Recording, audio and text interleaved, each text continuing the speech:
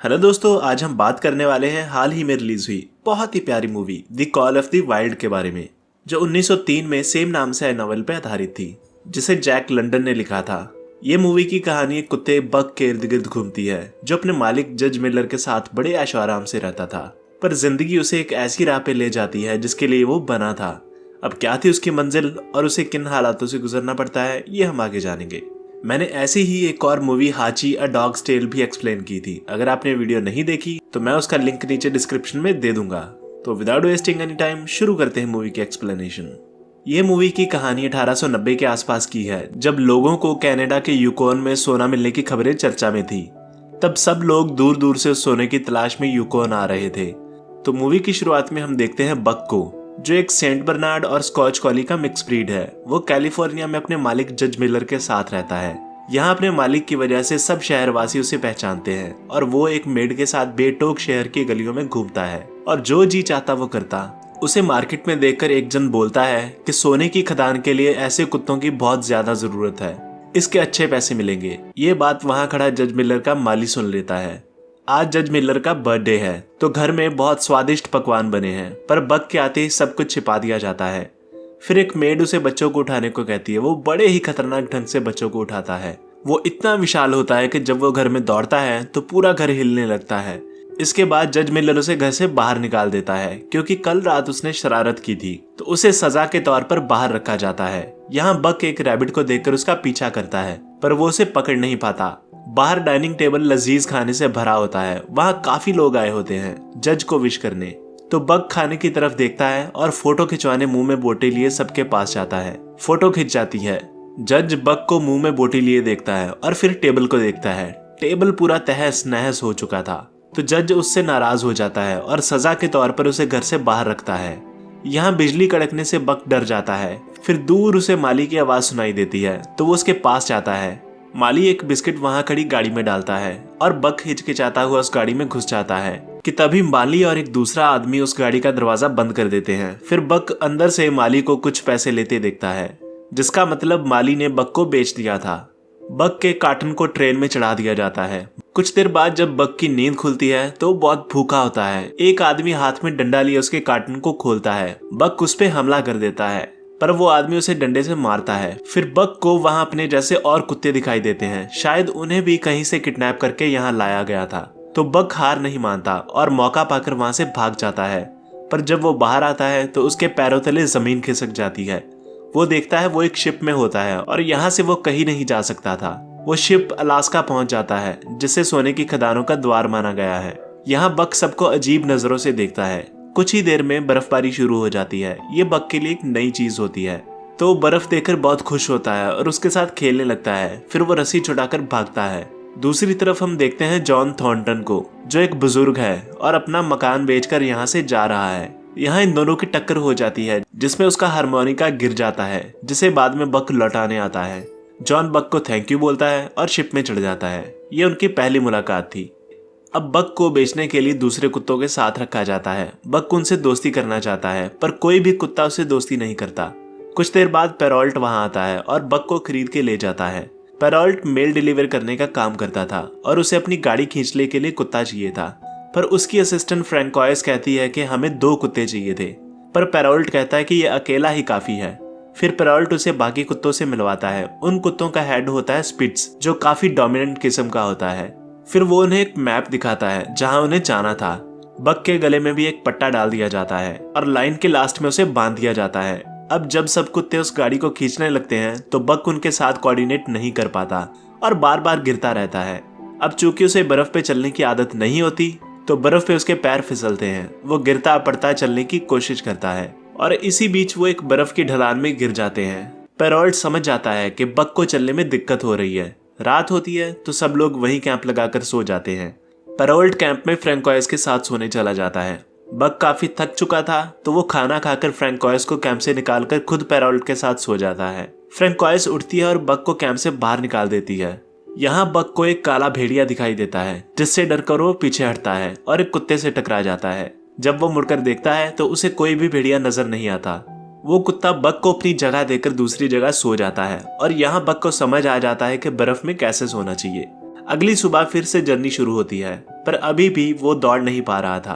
बर्फ में उसे काफी कठिनाइयां हो रही थी। वो बीच रास्ते में सबको मेल डिलीवर करते हुए अपने डेस्टिनेशन की तरफ बढ़ते जा रहे थे। रात होती है, फिर कैंप लगता है। सब कुत्तों को खाने में फिश मिलती है।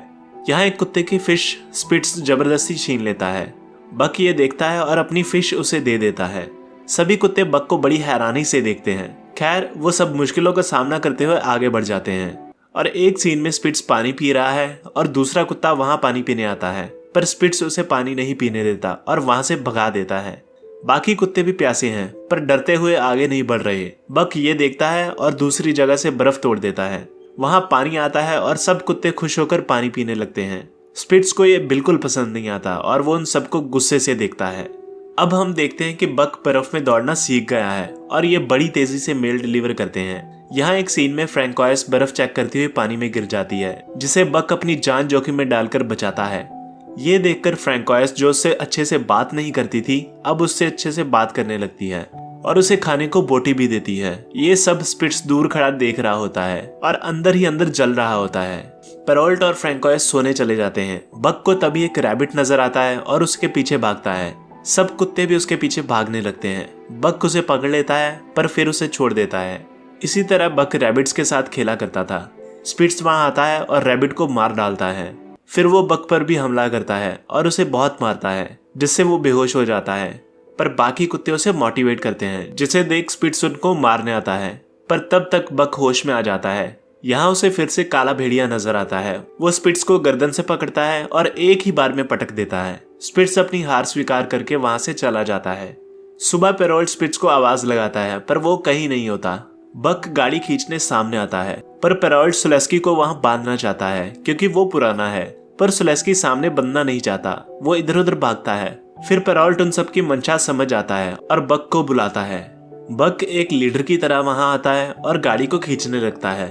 सब कुत्ते भी उसका साथ देते हैं। इस बार बक पूरी ताकत के साथ दौड़ता है, जिसे देख पेरोल्ट उससे काफी इंप्रेस होता है। थोड़ी ही दूरी पर पेरोल्ट को बर्फ पहाड़ी से खिसकती हुई नजर आती है। बक भी उसे देखता है और बड़ी तेजी से भागता हुआ जा रहा है। वो बक को बाएं मुड़ने के लिए कहता है, पर बक को दाईं तरफ काला भेड़िया दिखाई देता है और वो दाएं ही मुड़ जाता है। वहां वो एक गुफा में घुस जाता है और सबको सही सलामत दूसरे एंड से बाहर निकाल देता है। पेरोल्ट को लगता है कि बक वाकई में बहुत समझदार कुत्ता है। वो बक की रफ्तार और समझदारी के साथ समय पर अपने डेस्टिनेशन पे पहुंच जाते हैं। सब लोग अपनी चिट्ठियां पाकर बहुत खुश होते हैं। बक सबको अपनी चिट्ठियां पढ़ते हुए देखता है। ये उसके लिए एक नया एक्सपीरियंस था। जॉन भी वही एक कैबिन में है और अपनी पत्नी को लेटर लिख रहा है। लेटर में वो अपने बेटे टिम को याद करता है, जिसका बर्थडे आने वाला है। टिम इस दुनिया में नहीं है और इसीलिए जॉन ने घर छोड़ दिया था। अब रात को फिर से बक को काला भेड़िया दिखाई देता है। यहाँ मैं आपको बता दूं, उसे वो शुभ शगुन के तौर पर दिखाई देता है, जो उसे सही राह दिखाता था। अगली सुबह जब बक पेरोल्ट के साथ जाने लगता है तो उसे एक आवाज सुनाई देती है। जॉन चिट्ठी पहुंचाने में लेट हो गया था, तो बक उसके हाथ से चिट्ठी लेकर पेरोल्ट को दे देता है। ये उसकी दूसरी मुलाकात थी और दोनों एक दूसरे को पहचान गए थे। बक गाड़ी लेकर निकल जाता है। अब कुछ दिन बाद जब वो गाड़ी लेकर वापस आते हैं तो पेरोल्ट को एक सरकारी चिट्ठी मिलती है, जिसमें लिखा होता है कि सब कुत्तों को बेचकर क्यूबेक वापस आ जाओ, क्योंकि टेलीग्राम शुरू होने के कारण अब लेटर्स बंद हो जाएंगे। बक और बाकी कुत्ते काफी दुखी हैं। पेरोल्ट और फ्रैंकोइस उन्हें छोड़कर चले जाते हैं। यहाँ हॉल नाम का आदमी, जो सोने की तलाश में था, वो उन्हें अपनी बग्गी चलाने के लिए खरीद लेता है। पर बग्गी में सामान ज्यादा होने के कारण बक और बाकी कुत्ते उसे खींच नहीं पाते, तो उसका साथी चार्ल्स उसे मारने आता है। पर तभी जॉन वहां आकर चार्ल्स को रोकता है और उन्हें हिदायत देता है कि इस समय वहां जाना ठीक नहीं, क्योंकि अभी बर्फ पिघल रही है, जिसके कारण सबकी जान खतरे में पड़ सकती है। पर हॉल उसकी बात नहीं सुनता और आगे बढ़ जाता है। अब लगातार चलने की वजह से और भूख प्यास की वजह से बक वहीं बेहोश होकर गिर जाता है। इधर जॉन का भी मन ऊब गया है। वो अपना सामान पैक करता है और चल देता है। उधर हॉल बक के बेहोश होने से परेशान है। वो गन निकालता है और उसे शूट करने ही वाला होता है कि वहां जॉन आ जाता है। वो फिर उन्हें समझाता है कि आगे मत जाओ, पर हॉल सोने के पीछे इतना पागल था कि वो उसकी एक नहीं सुनता। जॉन बक को अलग करता है और बाकी सबको जाने देता है। इसके बाद जॉन बक को लेकर वापस घर आ जाता है। बक 2 दिन तक बेहोश रहता है। होश आने पे वो बक को बताता है कि तुम्हारे सभी साथी मारे गए, तुम अब फ्री हो, जहां जाना चाहो जा सकते हो। इसके बाद जॉन बार में जाता है और अपने लिए बॉटल खरीदता है और बक घूमता हुआ वहां आ जाता है। वहाँ अचानक हॉल आता है और जॉन को मारने लगता है। ये करते देख बक हॉल पे हमला कर देता है। वो गन लेके बक को मारना चाहता है, पर वहाँ खड़ा एक आदमी बीच बचाव करता है और हॉल को बाहर फेंक दिया जाता है। अब जॉन घर आता है और शराब पीने लगता है। बक को ये अच्छा नहीं लगता। पहले तो वो उसे रोकने की कोशिश करता है और उस पर भौंकता है, पर बाद में उसका गिलास फेंक देता है। फिर बॉटल उठाकर बाहर आता है, गड्ढा खोदकर दबाकर उस पर बैठ जाता है। जॉन उसे उठाने की बहुत कोशिश करता है, पर वो इतना भारी होता है कि थककर वो वहीं बैठ जाता है। यहाँ दोनों के बीच बॉन्डिंग काफी गहरी होने लगती है। जॉन उसे यूकॉन का मैप दिखाता है और कहता है कि टिम ने एक बार इसके बाहर एक लाइन खींच दी थी और बोला था कि मैप के अनुसार तो सब लोग चलते हैं, हम ऐसे चलेंगे, तो चलो अब हम दोनों वहां जाएंगे। अगले दिन बोट लेकर दोनों रेडी हो जाते हैं जाने के लिए। रात को एक जगह कैंप लगाकर वो सो जाते हैं। बक जॉन की तरफ दोस्ती का हाथ बढ़ाता है और जॉन उसे अपने साथ कैंप में सुलाता है। अगली सुबह वो नदी से होते हुए चल देते हैं, पर बहाव बहुत तेज होता है। दोनों पानी के बहाव में बहते जाते हैं। बक को काफी मजा आता है, पर नीचे आने पर उनकी बोट में छेद हो जाते हैं। वो नाव छोड़ देते हैं और पैदल ही जंगल की तरफ बढ़ जाते हैं। वो जल्द ही अपने डेस्टिनेशन पे पहुंच जाते हैं। बक अपने लिए एक घर खोज लेता है। जॉन घर को देखकर बहुत खुश हो जाता है। वो घर की साफ सफाई करता है और बेकार सामान को बाहर फेंकता है। दोनों दिन भर के थके होते हैं और वो सोने चले जाते हैं। तभी उन्हें बहुत सारे भेड़ियों की आवाज सुनाई देती है। बक डर जाता है, पर जॉन कहता है कि डरो नहीं, ये तुम्हारे पूर्वज हैं। हाल जॉन को ढूंढते हुए उसके पुराने घर पहुंचता है, जहां उसको यूकॉन का मैप मिलता है, जिसे देखकर वो समझ जाता है कि वो कहाँ गए हैं। अगले दिन जॉन को नदी में नहाते हुए सोने का टुकड़ा मिलता है, जिसे देखकर वो खुश होता है। फिर दोनों मिलकर नदी से कुछ सोने के टुकड़े निकालते हैं। वहाँ बक को सफेद भेड़िया दिखाई देता है। जॉन भेड़िए को देखकर बक को उसका पीछा करने को कहता है। बक उसके पीछे जाता है और रास्ते में उसे एक भालू मिलता है, जिससे वो डरता है। नदी के पार उसे सफेद भेड़िया दिखाई देता है। यहाँ दोनों का आमना सामना होता है। बक उसकी तरफ दोस्ती का हाथ बढ़ाता है, पर वो भाग जाता है। अब एक दिन सफेद भेड़िया और उसके साथी शिकार कर रहे थे। बक एक साइड में बैठा उन्हें देख रहा था कि तभी एक भेड़िया शिकार करते हुए नदी में गिर जाता है। पानी का बहाव उसे अपने साथ खींच ले जाता है और वो एक पेड़ में जाकर अटक जाता है। ये देख बक वहां आता है और अपनी बुद्धि और बल से उस भेड़िए को बचाता है। इसके बाद वो उन सब भेड़ियों का दोस्त बन जाता है। अब बक ज्यादातर समय अपने दोस्तों के साथ गुजारता है। उसके जाने से जॉन को अब अकेलापन लगने लगता है, पर रात होते ही जॉन के पास वो वापस आ जाता है। वो अपने नए दोस्तों के साथ काफी खुश है।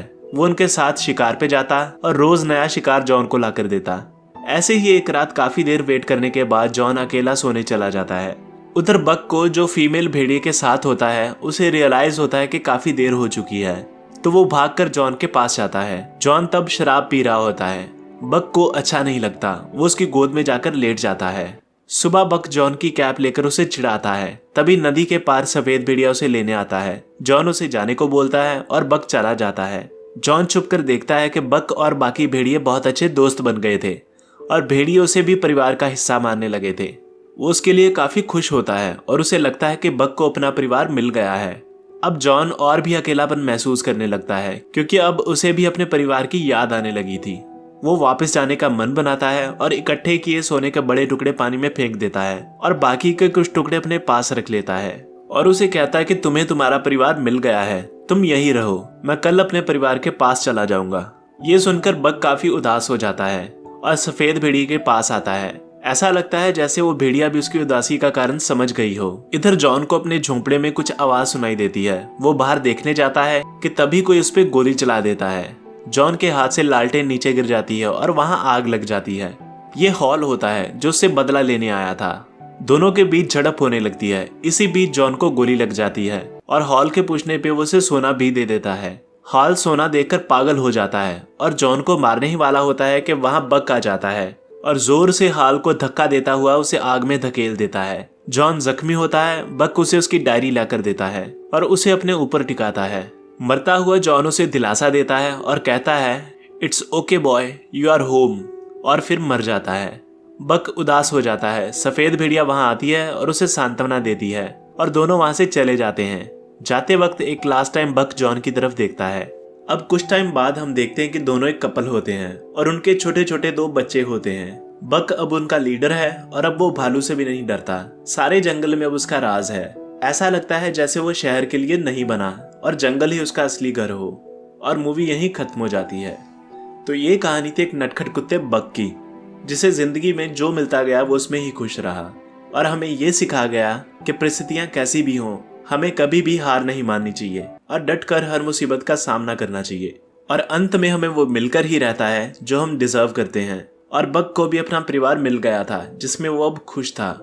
अब इसमें मुझे एक नई बात पता चली कि जैसे इंसानों के पूर्वज बंदर थे, उसी तरह कुत्तों के पूर्वज भेड़िए थे। मुझे इसके बारे में पहले पता नहीं था एंड आई होप आप में से भी बहुत से लोगों को नहीं पता होगा। मुझे कमेंट बॉक्स में जरूर बताना कि किस किस को इसके बारे में पता था। बाकी अगर बात करें एक्टिंग या सिनेमेटोग्राफी की तो हर एक चीज लाजवाब थी। और इस मूवी में बहुत से ऐसे सीन थे जिसे देखने के बाद आप अपने बेस्ट बडी से फिर से प्यार करने लगेंगे। ये है ही इतनी प्यारी मूवी। बाकी यहाँ तक मूवी देखने के बाद एक लाइक तो बनता है। तो इसी के साथ आज की वीडियो रैप करते हैं। अगर ये वीडियो अच्छी लगी तो इसे लाइक करें, शेयर करें और सब्सक्राइब करें। और मैं मिलूंगा आपसे ऐसी किसी और मजेदार वीडियो में। तब तक के लिए बाय बाय।